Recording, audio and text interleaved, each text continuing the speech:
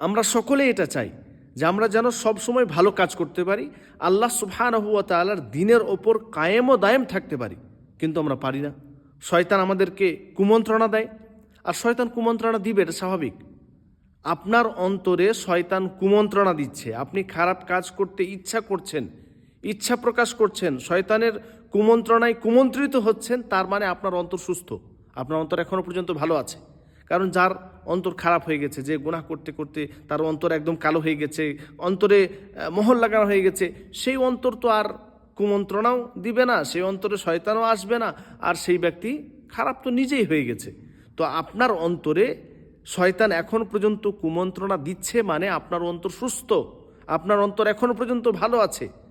ফলে আল্লাহ সুবহানাহু ওয়া তাআলার কাছে দোয়া করে চেয়ে নিতে হবে যে আমরা যেন ভালো কাজ সবসময় করতে পারি, আমাদের এই অন্তর, আমাদের এই কলব যেন সবসময় দ্বীনের ওপর কায়েম ও দায়েম থাকে, এবং আল্লাহ সুবহানাহু ওয়া তাআলা এবং রাসূল সাল্লাল্লাহু আলাইহি ওয়াসাল্লামের আনুগত্য যেন করতে পারে, তার জন্য দোয়া করতে হবে।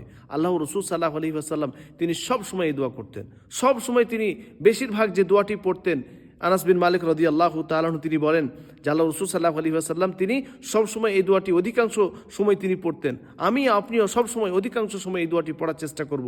দোয়াটি হচ্ছে কি? আল্লাহুম্মা, হে আল্লাহ, ইয়া মুকাল্লিবাল কুলুব, হে অন্তর পরিবর্তনকারী, সাব্বিত কলবি আলা দীনিক, বা সাব্বিত কলবি আলা তাআতিক, হে অন্তর পরিবর্তনকারী, আপনি আমার অন্তরকে দ্বীনের ওপর কায়েম ও দায়েম রাখুন, দ্বীনের ওপর অটল রাখুন, দ্বীনের ওপর যেন চলতে পারি আমরা সব সময়, তোমার কথা অনুযায়ী জীবনযাপন করতে পারি, তোমার কথা অনুযায়ী সব সময় যেন আমরা ভালো কাজ করতে পারি। তার জন্য আমরা আল্লাহ তাআলার কাছে এই দোয়াটি করব, সব সময় করব, যে কোনো সময়। এটার জন্য কোনো নির্ধারিত সময় নেই, আপনি যে কোনো সময়, বিশেষ করে যে সময়গুলোতে দোয়া কবুল হয় সে সময়গুলোতে বেশি বেশি করে পড়ার চেষ্টা করুন, যেরকম আজান, একামতের মধ্যবর্তী সময়, সেজদারত অবস্থায়, তারপরে সালাম ফেরার পূর্বে, আরও বিভিন্ন সময় আছে। তো এই সময়গুলোতে এই দোয়াটি বেশি বেশি করে পড়ুন, আল্লাহুম্মা ইয়া মুকাল্লিবাল কুলুব সাব্বিত কলবি আলা দীনিক, বা এটি পড়ুন, আল্লাহুম্মা ইয়া মুকাল্লিবাল কুলুব সাব্বিত কলবি আলা তাআতিক।